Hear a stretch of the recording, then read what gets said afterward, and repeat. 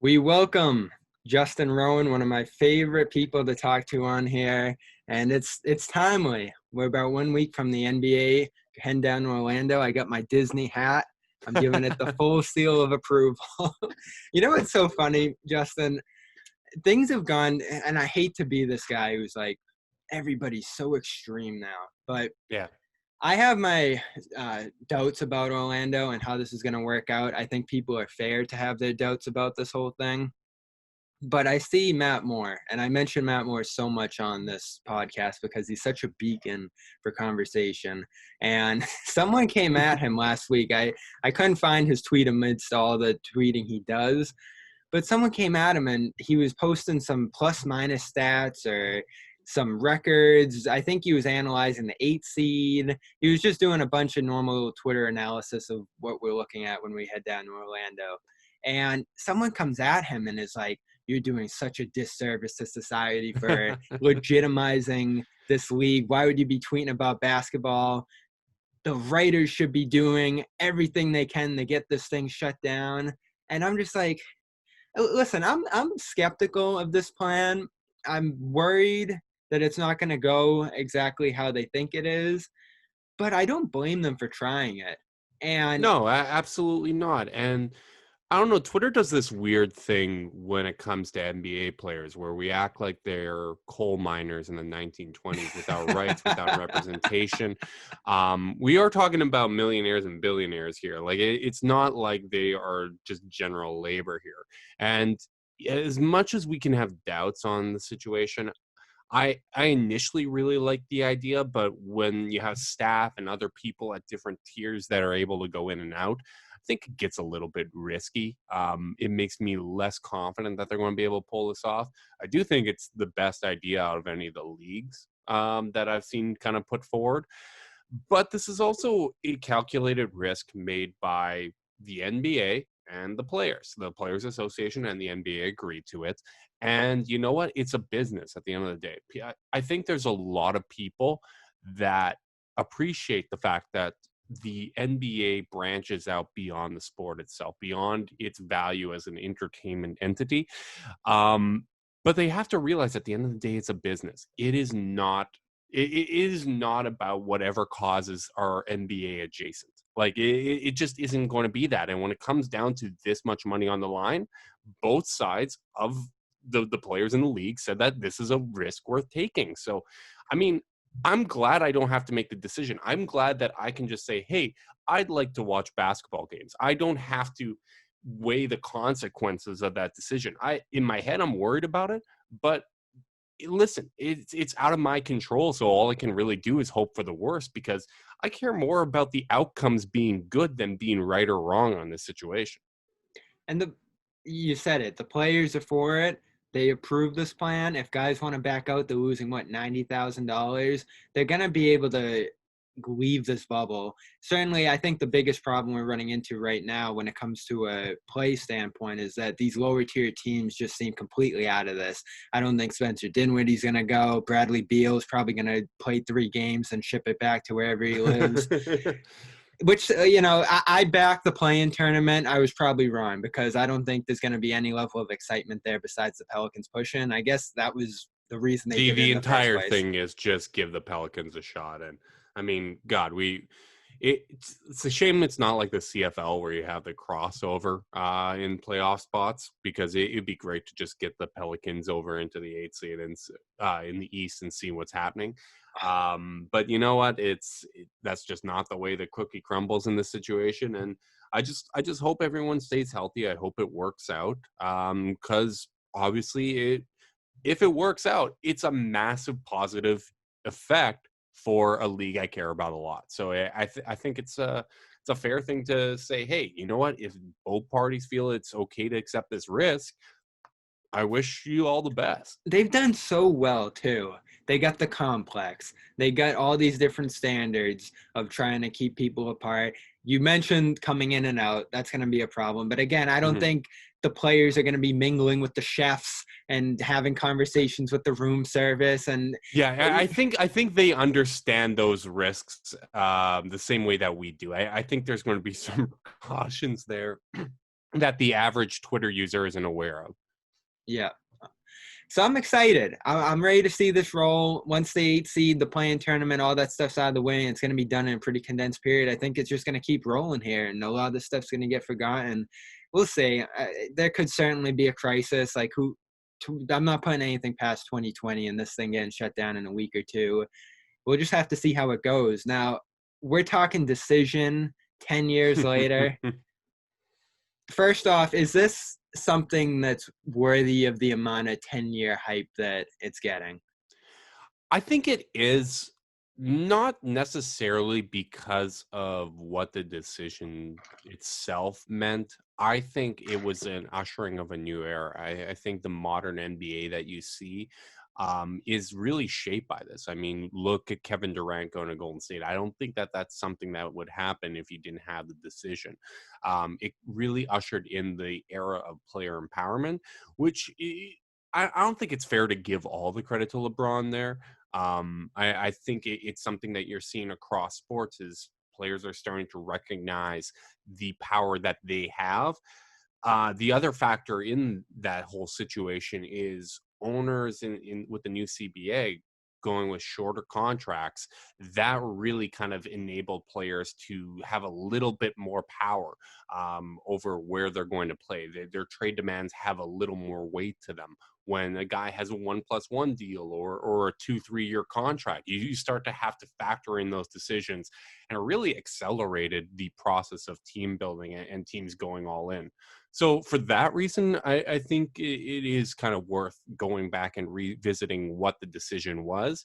Although I will say a lot of the conversation is just about the mechanics of the TV special and how it all came together. And that to me is a whole lot less interesting.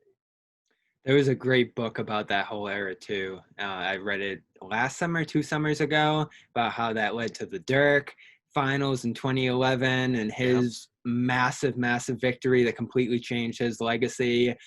Doc Rivers in Boston, his eventual exodus, what we saw with the Celtics, and them eventually just having to break things up and leading into a new era for them. Even the Cavaliers.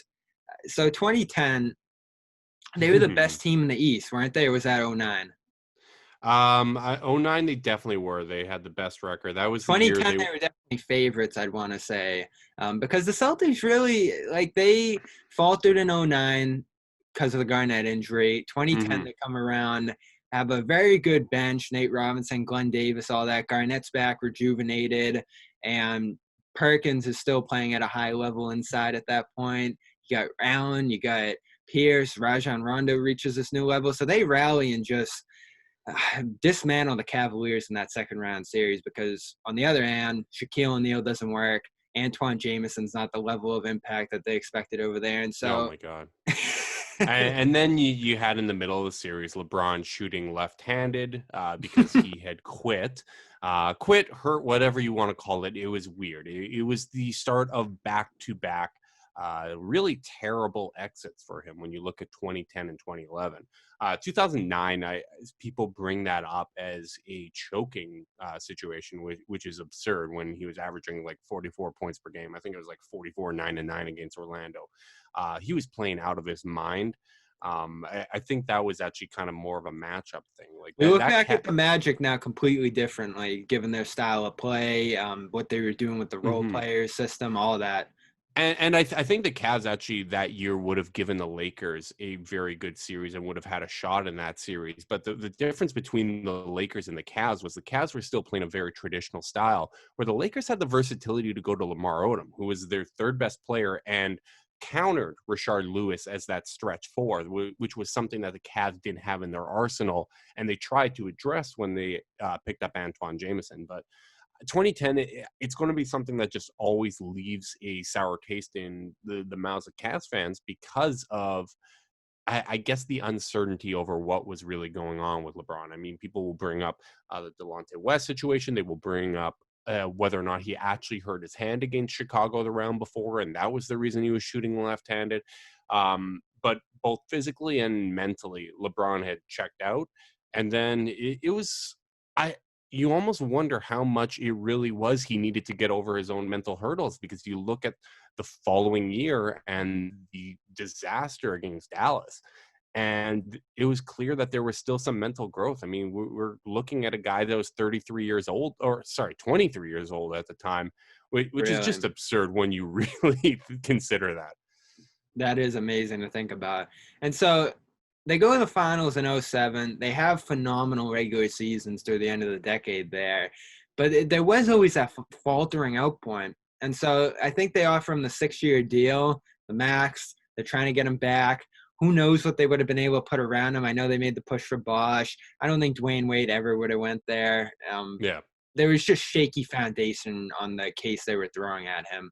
Knicks Yeah. didn't really have a chance because they were just in their own way in the meeting and everything else, trying to bring other guys in there. They had Amari, but still, it just wasn't going to work out because of Knicks stuff. Chicago, I remember 10 years ago thinking Chicago was such an interesting destination because they had a great cast of role guys. They had a system. They had a great Chicago would have made a lot of sense. Yeah, and absolutely. Especially if they were able to land Wade as well.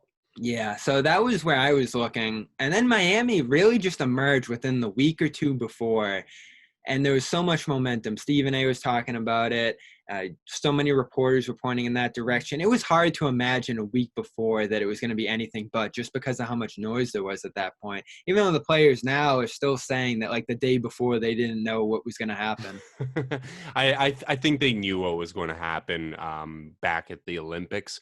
I think they were looking for whoever could provide a blank slate for them to have all three players together. There's always the possibility that something falls apart at the end. Like, I still believe that Kyrie and KD were both heavily considering the Knicks. As much as I'd love to make fun of the Knicks, there was a lot of noise that even I had heard that was the destination. But once KD got hurt and Kyrie kind of had his issues, the Nets and their supporting cast and the organizational structure was appealing, and it kind of changed the direction of where they were going to go. And sure, it could have fallen apart, or they could have gone somewhere else. Someone made a compelling pitch, and people are humans; they can change their minds. But I really think that those three were looking for any blank slate. And Miami was able to kind of clear the table. And you look at that first year team, that was a really, really bad roster around those three. I think that doesn't get talked about enough. Weren't they starting Joel Anthony to start the season? Yeah, and then Mike Bibby got bought out, and that was like he got a standing ovation as he checked in at point guard. Ilgauskas got brought down. Yeah, it was bad, and I think Miami deserves a lot of credit for the way that they were able to round out that roster the next couple of years, the next 2 years. But that year one roster, as much as they probably would have won if LeBron had a better finals, the rest of that supporting cast was just awful. So it was such an interesting point in time, too, and we talked so much about how the league was transforming at that point. That's like the third layer to what happened around 2010, 2011, is, Curry was just coming into the league. Threes were starting to bump up just a little bit. You had a transformation in the way teams are playing. And that's why I look at the Magic. They're not going to get enough credit in the flow of NBA history for the kind of stuff they were doing at the end of the decade, because I don't know if it directly inspired what other teams were doing, but coincidentally it worked in with what was coming. And I mean, they God, came so close. even the Warriors, the reason that they existed as they did was they went all in on Dwight Howard, and Dwight Howard turned them down for Houston, and then their plan B was Andre Iguodala. They wanted to replicate what Orlando did, literally, with Stephen Clay having Dwight Howard in the middle. And I mean, that's a classic example of how much team building really does come down to luck.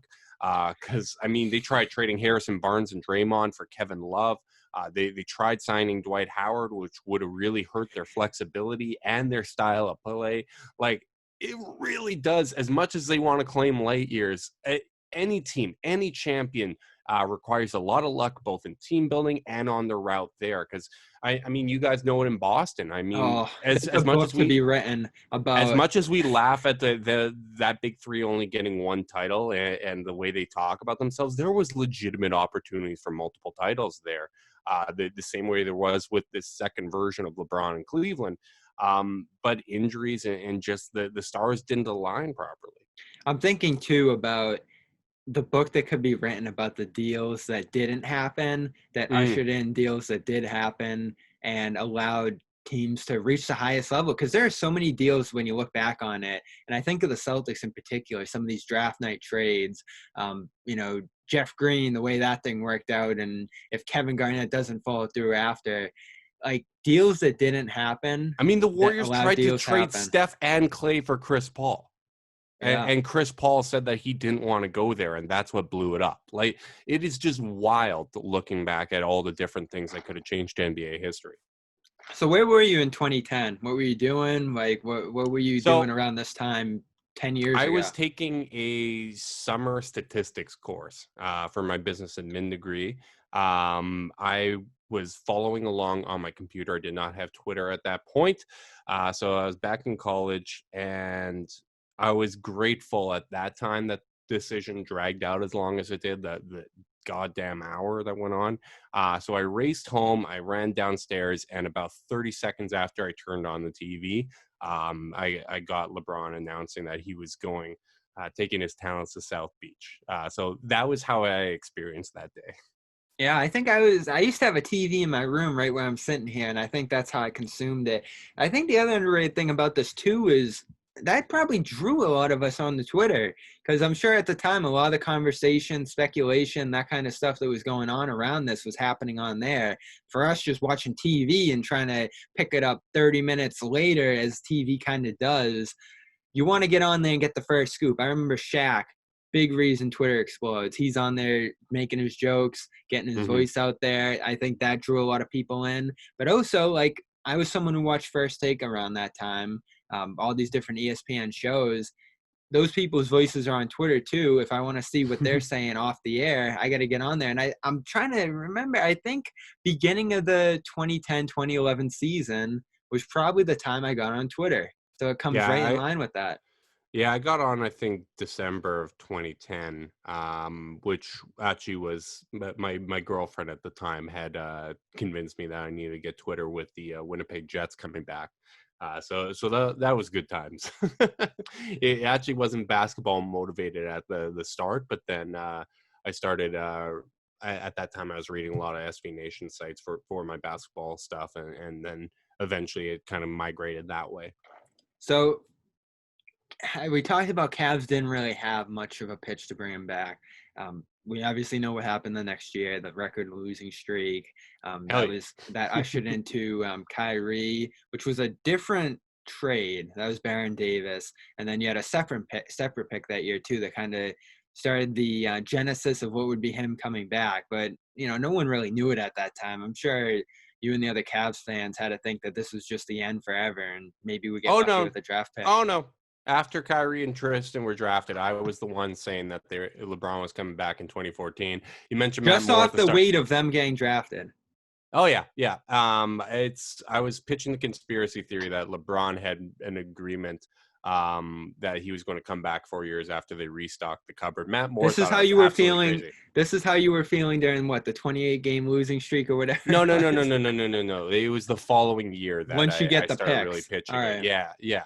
That's when I started doing that, and Matt Moore was calling me absolutely crazy, and it was a really fun time pitching the conspiracy theory.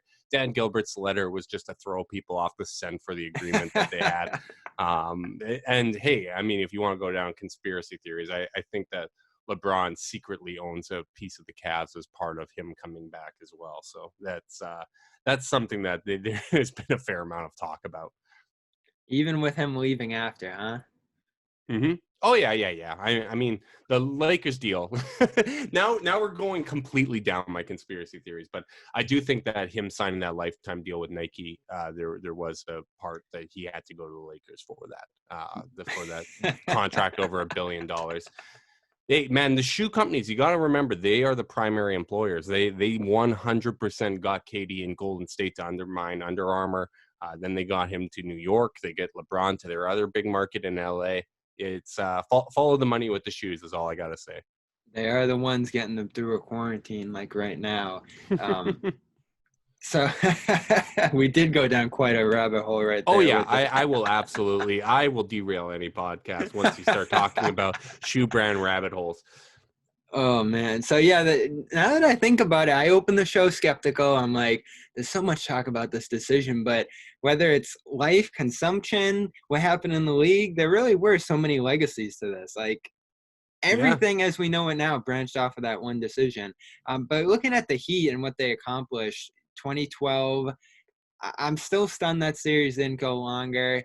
We obviously look at 2013 that swung on one shot, one play toward the end that is still ridiculous to think about that they were down 2-3 in that series and were able to swing it off one play the way they did.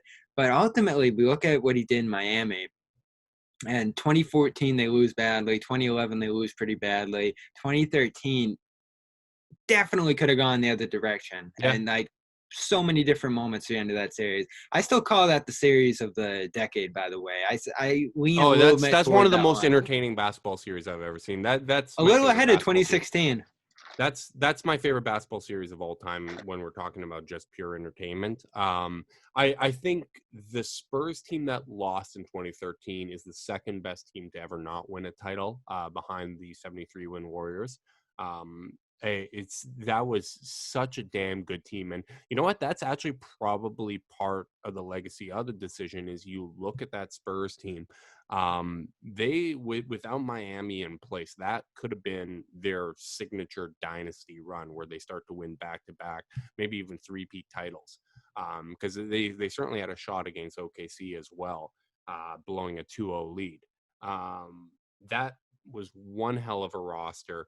I think 2012 doesn't get enough credit, even though it won 5 games. Those were very close games that could have gone either way. It kind of Game reminds one, me. especially, was game one the one with the controversial foul call that wasn't called on KD inside Yes. right up until the end? Yeah, I mean, these finals game ones are so important. I Mhm. think of And it the all fell Sixers apart. Lakers. It all fell apart when they went to Miami, and James Harden was out at live every single night.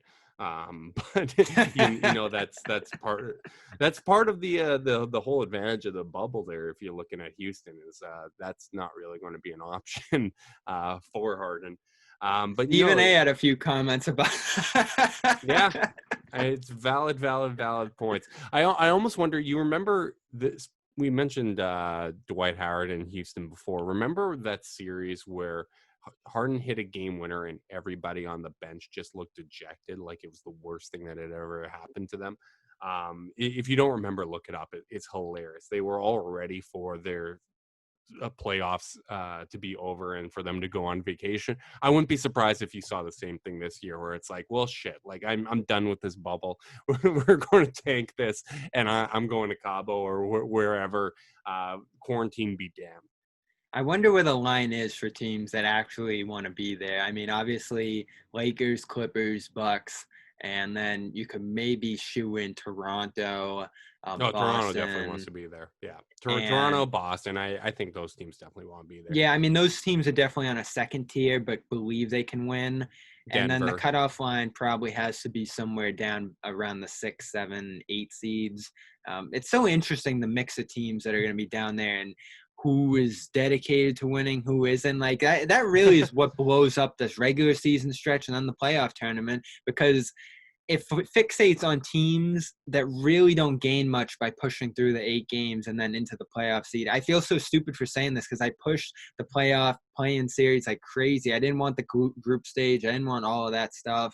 And then like just the irrelevance of the 7, 8 seeds in the NBA completely takes that out. What's Phoenix even doing there? I've been asking that for 2 weeks now. I think it's because they needed a round number. It doesn't. No, it's Sacramento that has the same record as the Pelicans, so they couldn't come up with a logical reason. I think it was so close that they're like, you know what, Spurs have name recognition, so let's get them in the mix. Phoenix has a slightly better record, so we have to include them. If we're going to include the Spurs, we have to get the Kings in because they have the same record as the Pelicans. And to make this a little less transparent, shit, let's throw in the Wizards in the East. I was, we'll see. I am just in awe at some of the teams that are going, the way teams are getting dismantled at the bottom. Brooklyn, we need to do a separate episode about Brooklyn and what is going on there. Like it is just 911. I have a friend, Anthony Obas, who is a massive Nets fan, was embarrassed to admit it through the trade years. And now again, he's just reliving a nightmare watching what's going on in year one there. It could still end up okay, which is crazy to think Yeah. about. Yeah, yeah, it's going off the rails a little bit there in Brooklyn, but it's still got potential. I think they have only been about next season, but the DeAndre Jordan stuff makes me a little bit uncomfortable when I'm projecting their stability. And you know what? That's a perfect example of an organization is only as stable as their best player. Because I mean, you look at the Spurs. Even once Kawhi decided that he wanted out of there, they were just like every other team in terms of being able to manage that situation. What bouncing back after that has been difficult for them. I mean, if assuming that they don't make a miraculous jump to 8 here, their playoff streak is going to end, and it was going to end anyways this year. They're And on the Brooklyn, wrong side of, I think, a top 5 trade ever for the other yeah, team. yeah, no, absolutely. And Brooklyn, I mean, everyone praised their culture, but as soon as you get the stars in there, you're like every other situation where it becomes about relationship management and trying to convince the stars to act in their own best interest. Because a lot of times, what they think is the best course of action kind of runs against what the team is. And I think Brooklyn's a fascinating case study in that. Is it going to be able to turn around for them? I don't know. Like, I mean, it, it's all dependent on health. Like, that's what it really comes down to. We don't know if Kevin Durant is going to be the same player he was before. We don't know if Kyrie's going to be healthy. We don't know how the other pieces are going to fit in there. Like, I think that there's a lot of potential, but like, what happens to Karis LeVert? Are they going to keep well, running the out next DeAndre stage, Jordan? I'm almost pretty certain the next stage is going to be trading the young guys and trying to consolidate into another star. Like, I don't see any way that doesn't happen given the run of events here, and that could be a disaster in its own right. But Yeah, again, God, this is the I NBA. really hope I hope Katie and Kyrie are pushing for Kevin Love. That'd be great. Let's get Karis LeVert back in Ohio and reunite Kyrie and Love, and they can twist mustaches as they called it. So before we wrap up this decision discussion, I wonder for you, the Cavs, those 8 teams that aren't going. There's all this noise about like a summer league, which is Hell interesting. Like, yeah. especially for TV, like who's gonna watch that? I get from a team personnel standpoint, but I'm not watching Cavs and Pistons and Warriors at their You know current what? state. You're what's wrong with the NBA. All you hear on Twitter is what's wrong with the NBA. I'll tell you what's wrong with the NBA. People that don't want to watch basketball for the sake of watching basketball. No, I completely understand it. I mean, it's I think it's just a situation where those teams don't want to go 9 months basically without playing competitive basketball.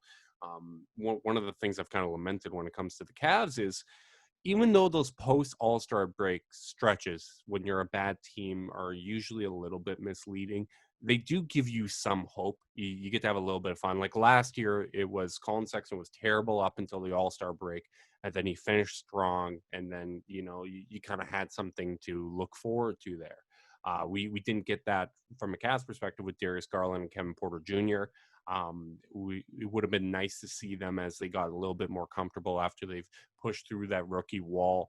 And even from a drafting standpoint, I mean, when this is such a guard heavy draft, you want to see, hey, is Darius Garland actually progressing after his surgery? Or is it maybe time to evaluate another option? So from that perspective, I think that there's absolutely value. And it also sucks for the Cavs where they kind of said, hey, we'll get 30 odd games to look at Andre Drummond and figure out what we want to do there. And that opportunity got cut short. So I think there's definitely some value to it, even though it's probably not going to be the highest viewed program in television history. No, I'm thinking too, when the league was almost certainly looking like it was going to get shut down before the Disney Hail Mary came in, like that was 3 weeks, 4 weeks after the trade deadline. Some pretty Yeah. consequential moves like Drummond went through.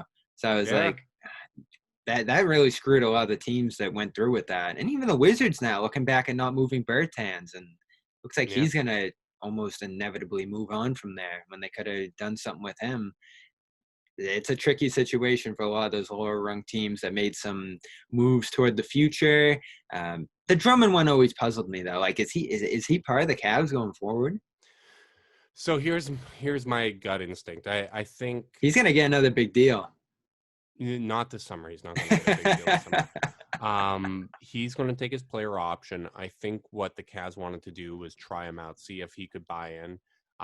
They also wanted to appease Love to some extent. Like it is a shame that there isn't a good small forward in this draft that you could kind of build around, because then you could say, okay, well, on some level, Darius Garland, Kevin Porter Jr., let's say Kade Cunningham, Kevin Love, and Andre Drummond, like that is a starting lineup that makes sense, that functions well together. But there isn't that type of player in this You can draft. use So Obi if you end up what? getting up there. Oh God, no. God, no. No. It That's fits. but seriously, like I would love to talk myself into one of these guys not sucking. But this is a historically bad draft in my opinion. I think Albi is basically Kyle Kuzma-ish. You might get like I think he can be a bench scorer, but his lateral movement is so bad. I don't think he's ever going to be a passable defender. And I just don't buy into his scoring being functional. Like he's a power forward as well. Like it just doesn't work out. But I think what they're going to do with Drummond is they're going to shop him as a massive expiring going into a very good free agency class.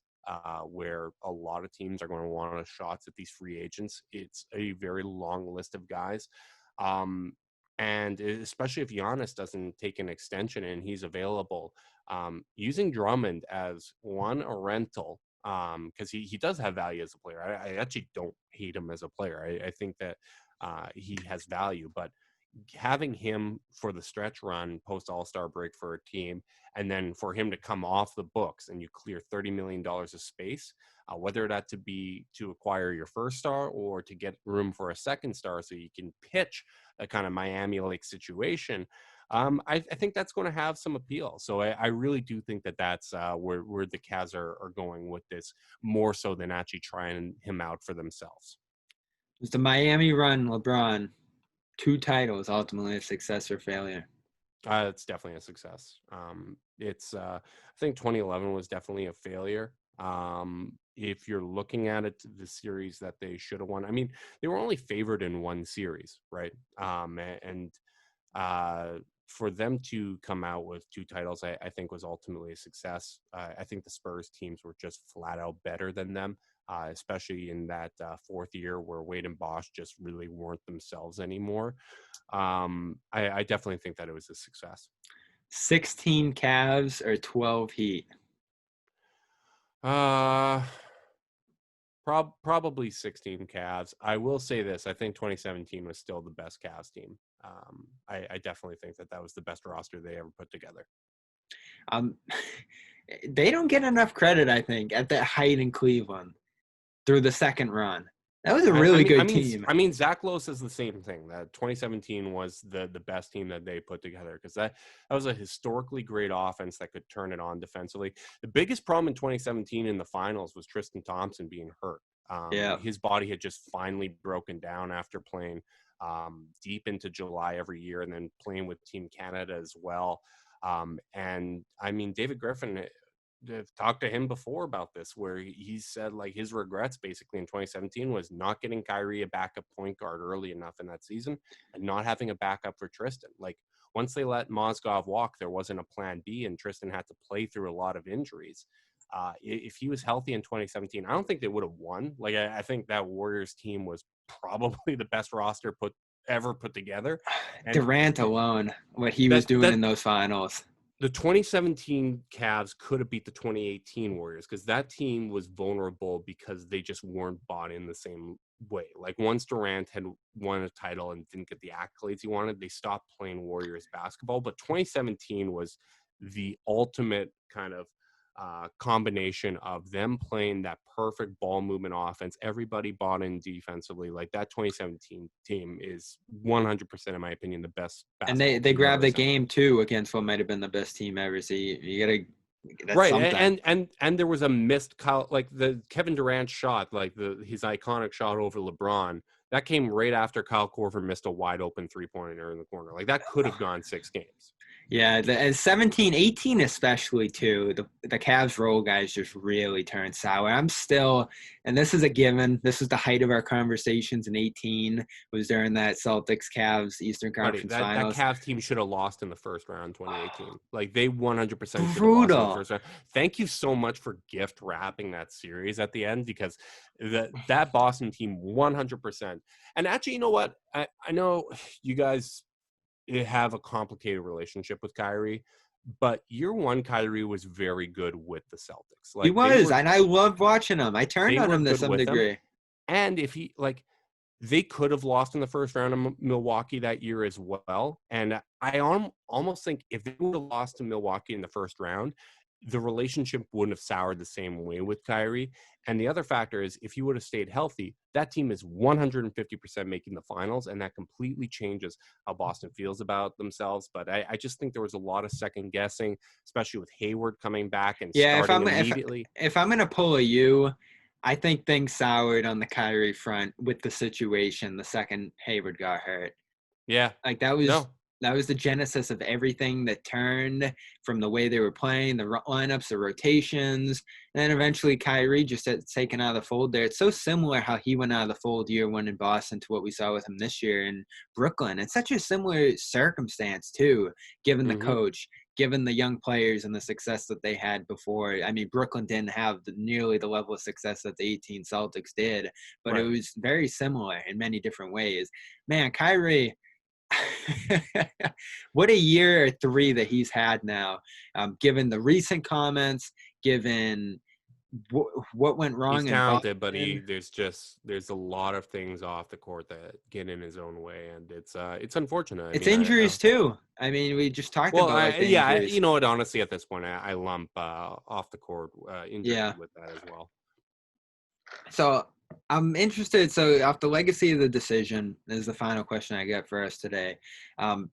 Cap's about to stay the same generally for the next 3 years, no matter what happens. They're either going to smooth it, it's either just going to stick there because the season gets canceled. Hmm. I mean, the Caps just not moving all that much for the foreseeable future. China, pandemic, lost regular season games this Yeah. year, everything combined together. So now a decade later, we've had the Cap spike that brought Durant to Golden State.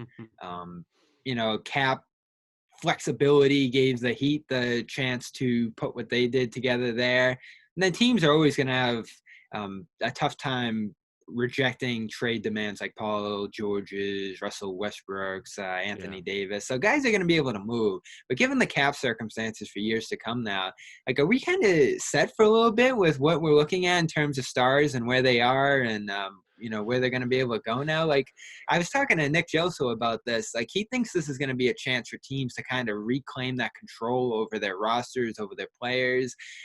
Players are always I going to have agree with enormous that. amount of leverage at the highest level, but the cap situation is definitely limiting what teams can throw around because guys are signed on big deals right now. They're going to be tougher to move. You know what? Like, I really do agree with that sentiment. I think that some of the player empowerment talk has been overblown. Like, that's why I tried to kind of mention the shorter contracts and the role that the owners played. But the other thing, as you mentioned, is the cap spike. And I think with that kind of being out of the mix with things staying flat. And I mean, I don't get into the sources game. Like, that's just not my lane. But at least from what I've heard, the cap isn't going to shrink. It's going to be stagnant next year. Yeah. That's what they're anticipating. But what I think a lot of this is going to be dictated by what Giannis does. Like, I think if Giannis says, "Hey, I'm going to stay in Milwaukee. I'm going to build around them," I think that's going to change the culture of the NBA a little bit. Like, I really think that he's the tone setter in the same way that LeBron was the tone setter in that off season. And you know what? I do think that as much as I think players having agency is great, I do think that a little bit of stability is good for the league. I think it's good for the fans because when there's a constant turnover, it becomes harder and harder to be invested. And I think to some degree, it has never really been true. Like, I think players are always kind of playing for their own careers. They're trying to better life for both themselves and their families. But being able to buy into the noble lie that, hey, these guys are putting it on for our city, and that connection point fan bases, I think that really does matter as much as people try to minimize that.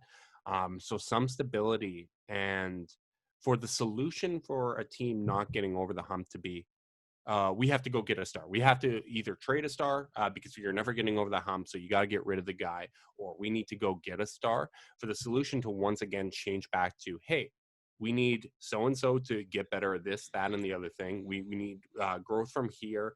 We need a tweak here with a new role player or two. Kind of going back to the way NBA conversations were just a few years ago, I think that that would be a very positive change. So I really do believe that Giannis is going to be the tone setter when it comes to that. It's so interesting too because we look back at the Heat, we look back at the Warriors, two of the most captivating stories of the decade. Brought interest to an all-time high in 2013 and 2016. So there was some positive to come out of that. Like it's the whole parity conversation. So interesting because we thought this year was going to be the most parity ever, and there's still 8 teams that it's just like get out of here, and then there's 2 extra teams on top of that that are going to Orlando. There's always Well, going to be a I really mean crappy bottom end.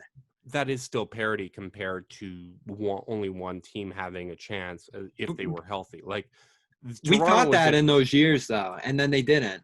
2011, 2016 in particular, Well, no, too, and then those 2018. years had parity. Those years definitely did have parity. Like I'm talking about the KD Warriors. Like I do think that the KD Warriors changed the conversation because um, it was just so obvious that a 73 win team added arguably a new best player without getting rid of any of their other core guys. So the conversation became about everything but basketball, and I think it was unavoidable. Like I don't necessarily blame the jump for going that direction and shows like that, because there just wasn't basketball conversations to be had, because it was basically, hey, if these guys are all healthy, there is no chance for anybody else to win a title. Where before, you're always going to have favorites. It's always going to be a top heavy league, but having 3, 4, 5 teams in the mix that at least have a puncher's chance, that's a positive change for the sport.